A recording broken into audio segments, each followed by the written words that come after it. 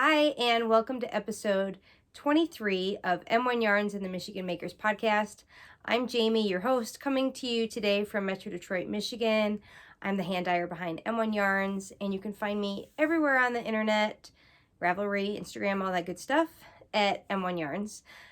So today, I don't have too much content, so this should be a short and sweet episode, but I did want to definitely record an episode today because it is kickoff day for the Stash Bust Make Along, and I'll insert the hashtag that we're using.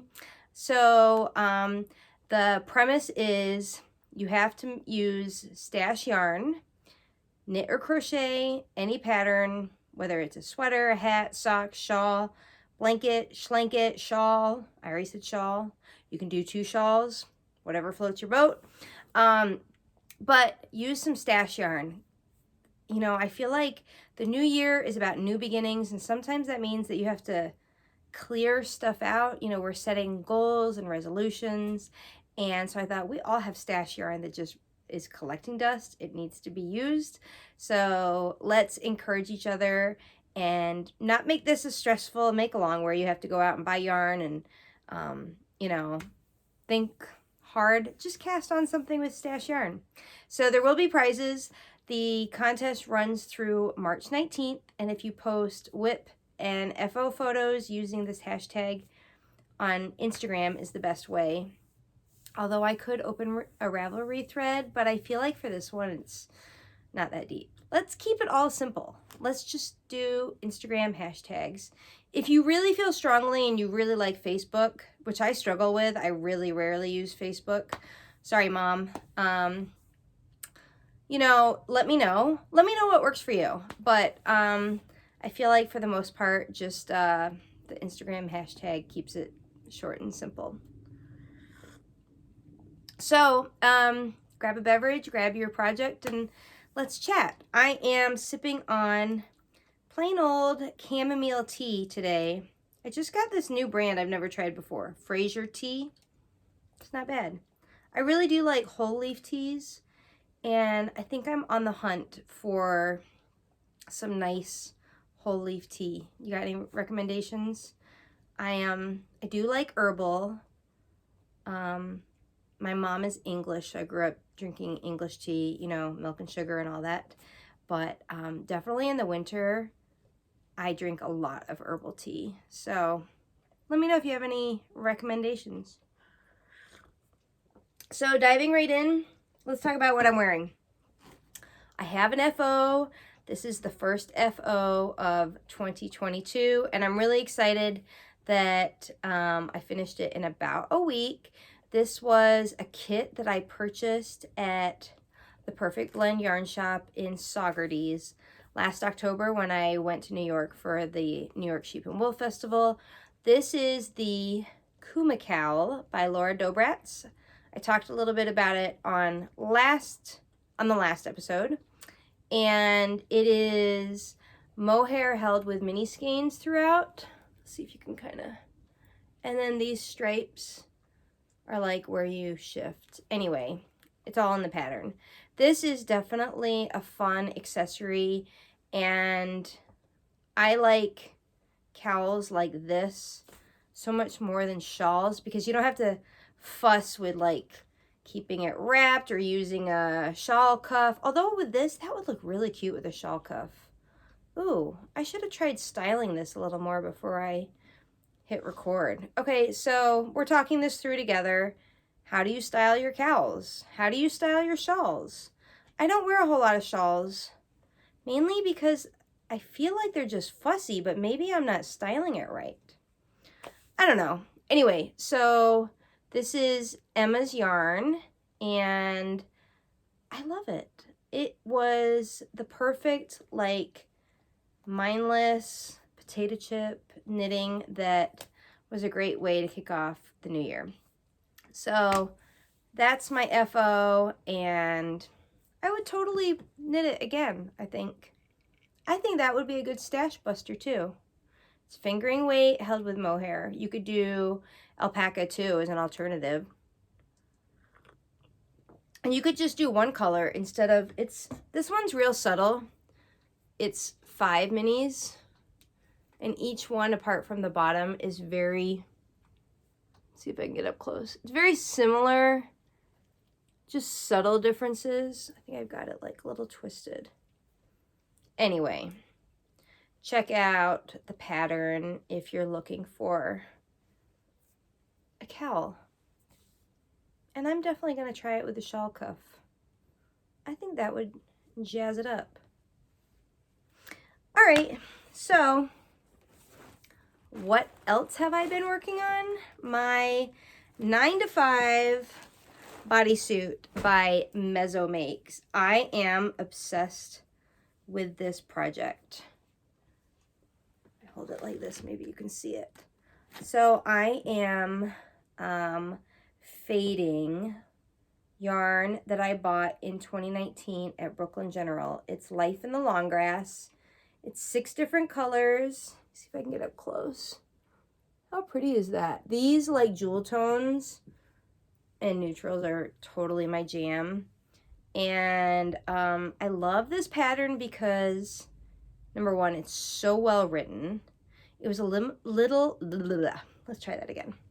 It was a little intimidating at first because you do have to do a little bit of calculations, but after reading it through the first time, she made it so simple that it was almost foolproof.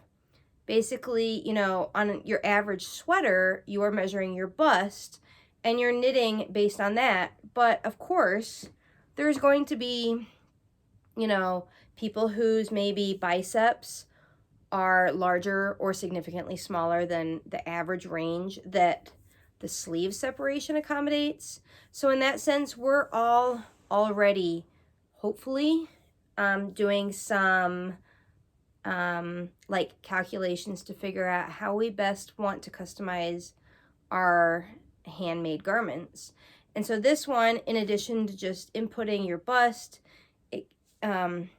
it takes account for your waist and your hips since it's a bodysuit. I'm not really good at math, admittedly. That's not my passion in life, but it was easy breezy. Like you could do the math while having a cocktail. Okay. So I actually goofed and I did the, what did I do? I did the hip increases doubly fast as I intended, but I do need to try it on. But I held it up and rethought it, and I think it's gonna work. I think basically my goof was correct instead of my well thought out plan. I'm rambling. I digress. Do the math twice. What is it? Measure twice, cut once, and all that good stuff. Anyway, I'm totally loving this. And I have my sleeve stitches on S.O.S cords, which if you're not familiar, I have a video on my channel on how to use these. And I've been loving seeing everyone's posts on social media using them. And I think this afternoon I will add my 3rd cord to the waist and just try this on and make sure I'm kind of where I need to be. But yeah. Oh, and Kate, the designer, her handle is Mezzo Makes, if I haven't already said that. She just posted like the other day that she's gonna do a make along for this bodysuit. So maybe I'll knit another one. You want to join me? My friend Catrice knit one last year and I just loved it. It was so inspiring and gorgeous. And Mezzo Makes has a new, I don't know if she would call it a bodysuit, but it's basically, it's like along that line. But anyway, she has a new pattern. If you don't already follow her, go check her out.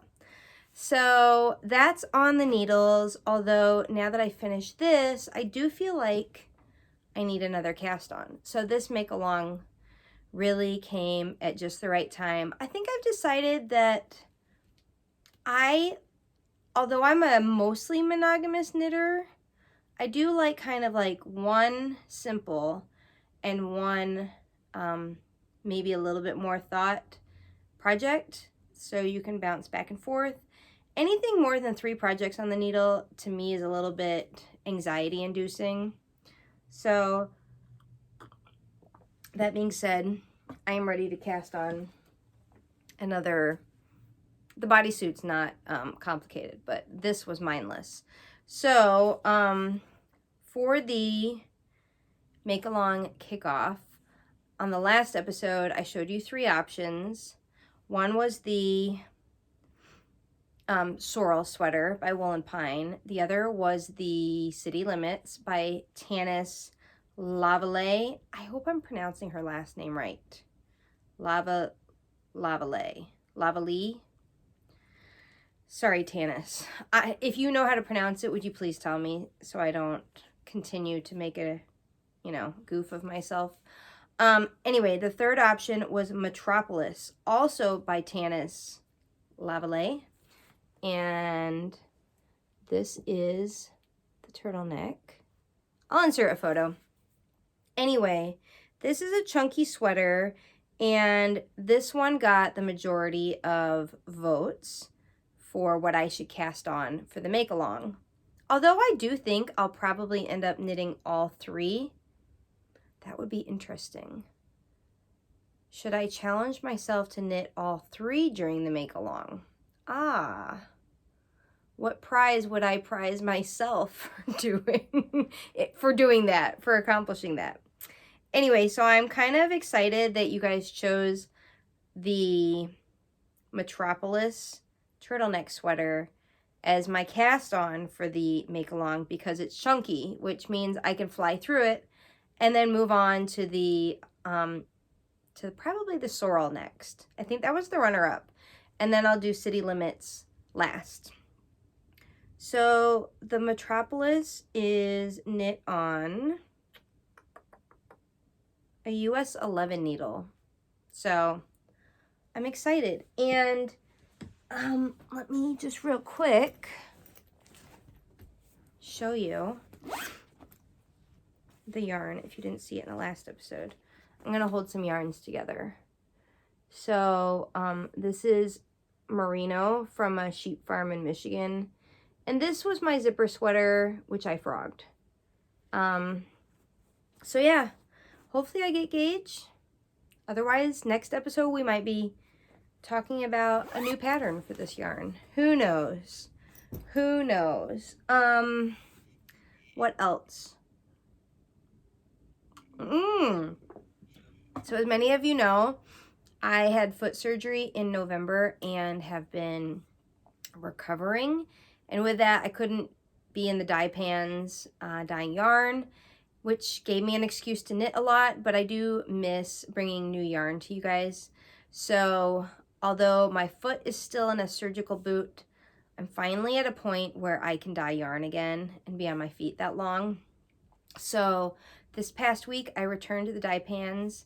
I have, let's see, I have 2 wholesale orders coming up, and as they're closer to being delivered, they're both in Michigan, I will give you a little bit of a heads up and some information about those shops.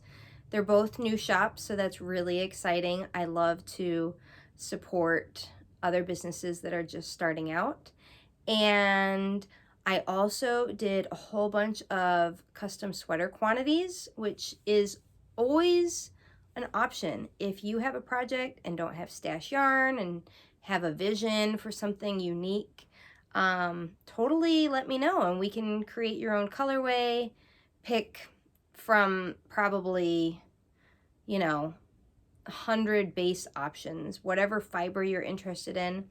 So I did some of those for a retreat that I vended at in November, and so I just finished dyeing everyone's custom colorway on sweater quantities, and that was super fun. And I will be having a shop update probably in early February. It's a theme. It's going to be a bunch of different items that all kind of are cohesive. which is really fun. So stay tuned for that.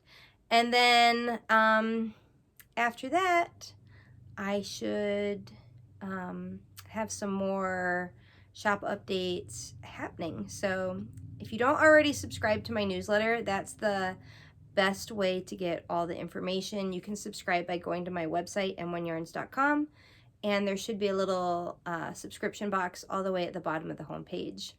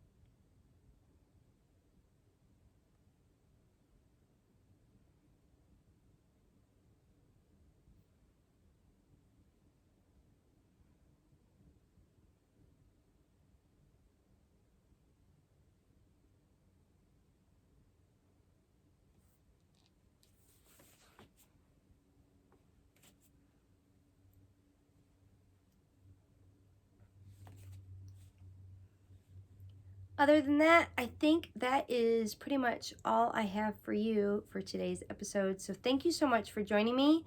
And on the next episode, I have a very special interview. So keep an eye out for that. You might want to like and subscribe and hit the bell so you get all those good notifications. Thanks for joining me, and I hope you have a great week. And go dive in your stash yarn and cast on something new. All right. Bye, guys.